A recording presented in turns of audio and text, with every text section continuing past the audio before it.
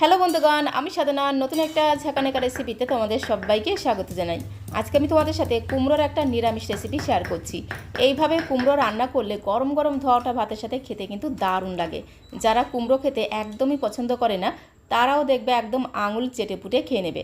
তো রেসিপিটি প্রথম থেকে শেষ পর্যন্ত দেখার অনুরোধ রইল, কোথাও স্কিপ করো না কিন্তু, তাহলে আসল জায়গাগুলো মিস করে যাবে। তো বন্ধুগণ, রেসিপিটি বানানোর জন্য এখানে দেখো আমি নিয়েছি পরিমাণ মতো কাঁচা পাকা কুমড়ো। তোমরা যে কোনো কুমড়ো দিয়ে রেসিপিটা বানাতে পারো, কাঁচা কুমড়ো দিয়ে বানাতে পারো, পাকা কুমড়ো দিয়ে বানাতে পারো, আবার আমার মতো করে কাঁচা পাকা কুমড়ো দিয়েও এইভাবে রান্না করতে পারো, খেতে কিন্তু দারুণ লাগবে। তো প্রথমে কুমড়োর মাঝখান থেকে একদম ঝাঁকানাকা করে মানে ঝটপট করে দুফালি করে কেটে নিতে হবে। আমি অর্ধেকটা পরিমাণে কুমড়ো রান্না করব, মানে পরিমাণ মতো কুমড়ো এখান থেকে আমি কেটে নেব। তো কুমড়োর যে খোসাটা আছে সেই খোসাটা সমেত আমি কুমড়োটাকে কেটে নেব। যেহেতু খোসাটা এখনও সবুজ আছে তাই খোসা সমেত কুমড়োটাকে আমি রান্না করব। আর খোসা সমেত যদি এইভাবে কুমড়োটাকে কেটে রান্না করা হয়, কুমড়োগুলো কিন্তু একেবারে গলে গিয়ে ঘেটে যাবে না। খোসার জন্য কিন্তু কুমড়োটা গোটা গোটা থাকবে, অথচ খেতে কিন্তু দারুণ লাগবে।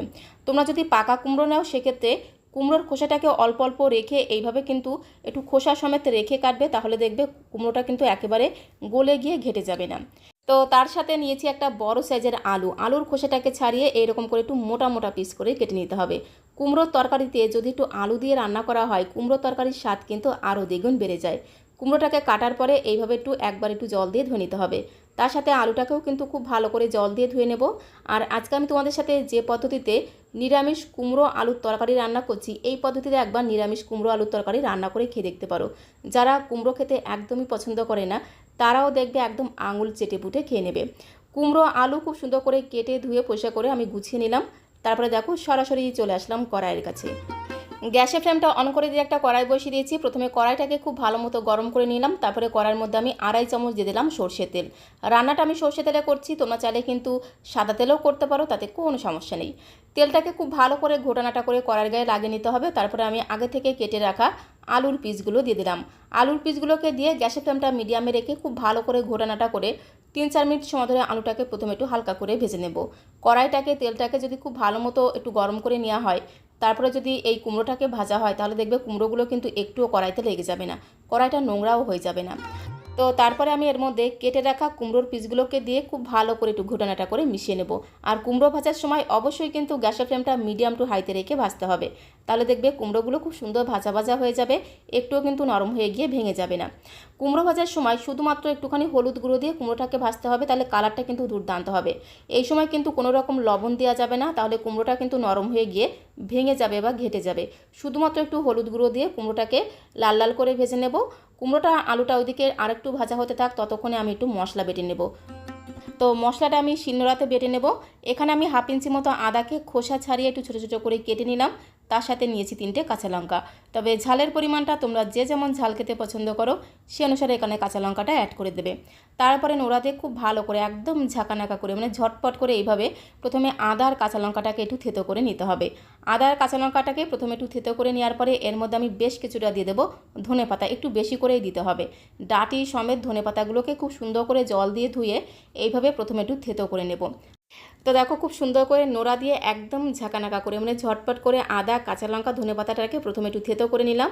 তারপরে নোড়া দিয়ে একটু মিহি করে বেটে নেব। তো দেখো খুব সুন্দর করে এইভাবে কিন্তু আমি শিলনোড়াতে আদা কাঁচা লঙ্কা ধনেপাতাটাকে বেটে নিলাম। আর ধনেপাতা এইভাবে বেটে রান্না করলে খেতে কিন্তু দারুণ লাগে। আমি তো শিলের মধ্যে বেটে নিলাম, তোমরা তোমাদের সুবিধা মতো মিক্সিং জারের মধ্যে দিয়েও বেটে নিতে পারো, তাতে কোনো সমস্যা নেই। তো তারপরে দেখো একটা ছোট্ট বাটির মধ্যে আমি আদা কাঁচা লঙ্কা ধনেপাতা বাটাটা তুলে রেখে দিলাম। আর এদিকে দেখো কুমড়ো আলুটাও কিন্তু খুব সুন্দরভাবে ভাজা হয়ে গেছে, একদম লাল লাল করে ভেজে নিলাম। কুমড়ো যদি এইভাবে একটু লাল লাল করে ভেজে নেওয়া হয়, কুমড়ো ভাজতে ভাজতেই দেখবে কি সুন্দর একটা ঘ্রাণ তোমরা পাবে। কুমড়ো একটু লাল লাল করে ভেজে নিলে ঘ্রাণটা কিন্তু দুর্দান্ত লাগে। তো এখন এই ভাজা কুমড়ো আর আলুটাকে অন্য একটা পাত্রের মধ্যে আমি তুলে নেব। তো গ্যাসের ফ্লেমটা মিডিয়াম টু হাইতে রেখে কুমড়ো আর আলুটাকে এইরকম করে একটু লালচে করে ভেজে নিতে হবে, তাহলে দেখবে কুমড়ো আলুর তরকারিটা খেতে কিন্তু দারুণ টেস্টি হবে। কড়াই আর তেলটাকে খুব ভালো মতো গরম করে তারপরে কুমড়োটাকে ভেজেছি, তাই একটুও দেখো কড়াইতে লেগে যায়নি। তারপরে ওই কড়াইতে আমি আরও 2 চামচের মতো দিয়ে দিলাম একটু সর্ষের তেল। তেলটা একটু গরম হয়ে গেলে দিয়ে দিতে হবে 2টো শুকনো লঙ্কা ফোড়ন। এই নিরামিষ কুমড়ো আলুর তরকারিতে একটু শুকনো লঙ্কা লাল লাল করে ভেজে নিলে শুকনো লঙ্কা ভাজা ঘ্রাণটা কিন্তু দারুণ লাগে। তো শুকনো লঙ্কা দুটোকে একটু লাল লাল করে ভেজে নেওয়ার পরে এর মধ্যে আমি দিয়ে দেবো পাঁচফোড়ন। নিরামিষ তরকারিতে মানে কুমড়ো আলুর তরকারিতে পাঁচফোড়ন দিলে খেতে খুব সুন্দর টেস্ট হবে, সাথে সাথে ঘ্রাণটাও কিন্তু দুর্দান্ত হবে। তার সাথে দুটো তেজপাতাকে মাঝখান থেকে একটু ঝাঁকানাকা করে ছিঁড়ে দিয়ে দিতে হবে। এবারে গ্যাসের ফ্লেমটা মিডিয়াম টু লোতে রেখে খুব ভালো করে ঘোটানাটা করে ফোড়নটাকে একটু ভেজে নিতে হবে।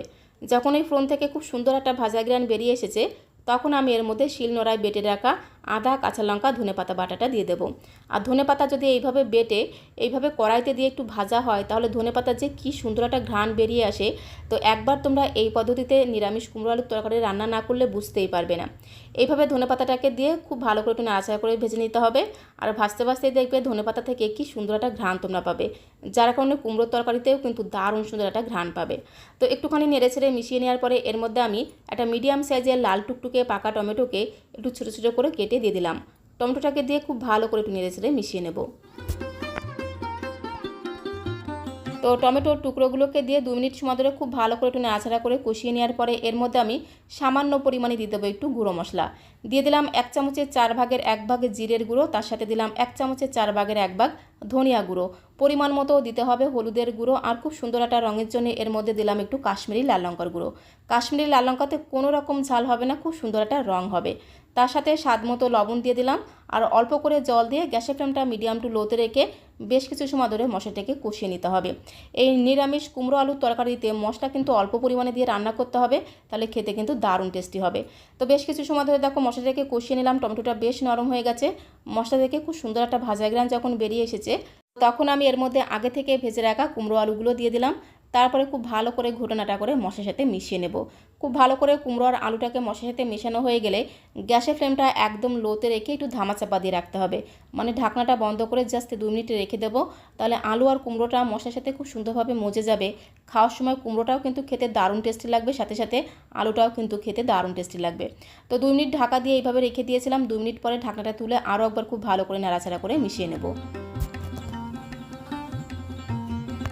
তো কুমড়ো আর আলুটাকে 2 মিনিট সময় ধরে একটু মশলার সাথে কষিয়ে নেওয়ার পরে এই সময় দিতে হবে স্বাদ মতো চিনি।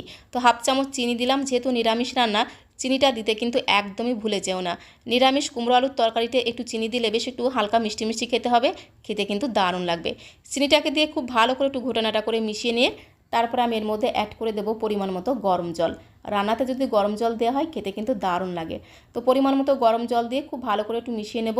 এভাবে অল্প অল্প করে জল দিয়ে মিশিয়ে নেব। ঝোলের পরিমাণটা তোমরা যে যেমন ঝোল খেতে পছন্দ করবে সে অনুসারে এখানে জলের পরিমাণটা অ্যাড করে দেবে, অবশ্যই কিন্তু গরম জল। তো পরিমাণ মতো গরম জল দিয়ে খুব ভালো করে দেখো নাড়াচাড়া করে মিশিয়ে নিলাম। কুমড়ো আলুর তরকারিটা একটু ঝোলঝোল করে রান্না করলে গরম গরম ধোয়াটা ভাতের সাথে খেতে কিন্তু দারুণ লাগবে। এই সময় একটু চেক করে দেখতে হবে নুন মিষ্টি সব ঠিকঠাক আছে কিনা। তো আমি একটু চেক করে দেখলাম নুনের পরিমাণটা কম মনে হলো, তাই আরেকটুখানি লবণ আমি এর মধ্যে দিয়ে দিলাম। এই সময় কিন্তু লবণটা যদি ঠিকঠাক থাকে তাহলে আলু আর কুমড়োটা কিন্তু খুব সুন্দরভাবে সেদ্ধ হয়ে যাবে, খেতেও কিন্তু দারুণ লাগবে। তো লবণটাকে দিয়ে খুব ভালো করে মেশানো হয়ে গেলে ধামাচাপা দিতে হবে, মানে ঢাকনাটা বন্ধ করে গ্যাসের ফ্লেমটা মিডিয়াম টু লোতে রেখে 6-7 মিনিট সময় ধরে কুমড়ো আলু তরকারিটাকে রান্না করে নিতে হবে। কুমড়ো আলুর তরকারিটা ওদিকে একটু রান্না হতে থাক, ততক্ষণে দেখো গ্যাসের অন্য একটা ওভেনে আমি একটু ভাজা মশলা তৈরি করে নেব। তার জন্য এখানে দেখো আমি তড়কা প্যান বসিয়ে দিয়েছি। প্যানটা যখন একটু গরম হয়ে গেছে গ্যাসের ফ্লেমটা বন্ধ করে দিলাম। তো গ্যাসের ফ্লেমটা বন্ধ করে দিয়ে তড়কা প্যানের মধ্যে আমি দিলাম সামান্য পরিমাণে কালো সর্ষে, তার সাথে দিলাম সামান্য পরিমাণে মৌরি, আর দিলাম বেশ কিছুটা কাসুরি মেথি।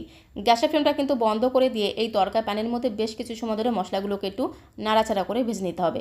মশলাগুলো যেন পুড়ে না যায়, বেশ একটু মুচমুচে হবে আর খুব সুন্দর একটা ভাজা গ্রান বেরিয়ে আসবে। ততক্ষণ অবধি এইভাবে গরম প্যানের মধ্যে ভেজে নিতে হবে। মশলাটা যদি বেশি পুড়ে যায় তাহলে স্বাদ আর গন্ধ দুটোই কিন্তু নষ্ট হয়ে যাবে। তো এরকম করে দেখো একটু হালকা করে ভেজে নিলাম, বেশ একটু মুচমুচে হয়েছে আর খুব সুন্দর একটা ভাজা গ্রান বেরিয়ে এসেছে।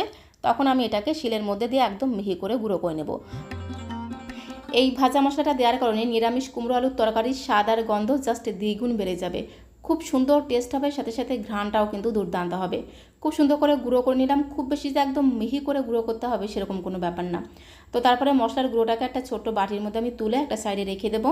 আর এদিকে দেখো গ্যাসের ফ্লেমটা মিডিয়াম টু লোতে রেখে 6-7 মিনিট সময় ধরে কুমড়ো আলুর তরকারিটাকে একটু রান্না করে নিয়েছি। 6-7 মিনিট পরে ঢাকনাটা তুলে খুব ভালো করে একটু ঘোটানাটা করে মিশিয়ে নিতে হবে। আর তরকারিটাকে মাঝখানে এভাবে একটু ঢাকনাটা তুলে তুলে একটু নাড়াচাড়া করে দিলে তরকারির টেস্টও কিন্তু দ্বিগুণ বেড়ে যায়। আলুটা দেখো বেশ নরম হয়ে গেছে, সাথে সাথে কুমড়োটাও কিন্তু বেশ নরম হয়ে গেছে, তবে আর একটু সেদ্ধ হবে। তো এইভাবে 5-6 মিনিট পরে ঢাকনাটা তুলে খুব ভালো করে একটু নাড়াচাড়া করে মিশিয়ে নিয়ে আবার একটু ধামাচাপা দিতে হবে। মানে ঢাকনাটা বন্ধ করে গ্যাসের ফ্লেমটা মিডিয়াম টু লোতে রেখে আরও 3 থেকে 4 মিনিট সময় ধরে তরকারিটাকে রান্না করে নিতে হবে। তো দেখো আরও 3 থেকে 4 মিনিট সময় ধরে তরকারিটাকে রান্না করে নিয়েছি। আর এইরকম করে একটু ঝোলঝোল করে রান্না করতে হবে, তাহলে গরম গরম ধোয়াটা ভাতের সাথে খেতে কিন্তু দারুণ লাগবে। যে কোনো নিরামিষের দিনে এইভাবে যদি কুমড়ো আলুর তরকারি রান্না করা হয়, তাহলে এই একটা তরকারি দিয়েই কিন্তু থালার সবটুকু ভাতে নিমেষেই খাওয়া হয়ে যাবে।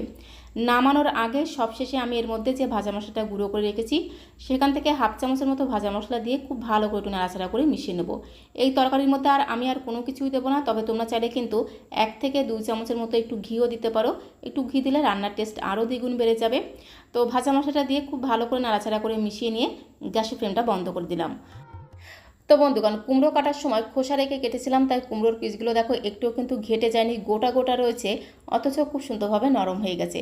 গ্যাসের ফ্লেমটা বন্ধ করে দিয়ে একটুখানি ধামা চাপা দিয়ে রাখতে হবে, মানে ঢাকনাটা বন্ধ করে জাস্ট 2 মিনিটের জন্য একটু রেস্টে রেখে দিতে হবে। তাহলে এই ভাজা মশলার গন্ধটা তরকারির সাথে খুব সুন্দরভাবে মিশে যাবে, যার কারণে নিরামিষ কুমড়ো আলুর তরকারির স্বাদ আর গন্ধ আরও দ্বিগুণ বেড়ে যাবে। যারা কুমড়ো খেতে একদমই পছন্দ করে না, এইভাবে কুমড়ো রান্না করে দিলে তারাও দেখবে একদম আঙুল চেটে পুটে খেয়ে নেবে। যে কোনো নিরামিষের দিনে এইভাবে কুমড়ো আলুর তরকারি রান্না করলে থালার সবটুকু ভাত কিন্তু এই তরকারি দিয়েই খাওয়া হয়ে যাবে। এখন একটা বোলের মধ্যে আমি সার্ভ করে দিলাম। আর সার্ভ করতে করতে তোমাদের কাছে রিকোয়েস্ট করব, আজকের এই নিরামিষ কুমড়ো আলুর তরকারির রেসিপিটা তোমাদের কাছে কেমন লাগলো অবশ্যই কমেন্ট বক্সে লিখে জানিও। ভালো লাগলে একটা লাইক আর শেয়ার করে দেওয়ার অনুরোধ রইল। নতুন বন্ধু হয়ে থাকলে চ্যানেলটিকে সাবস্ক্রাইব করে দিয়ে পাশে থাকার অনুরোধ রইল। সবাইকে অসংখ্য অসংখ্য ধন্যবাদ।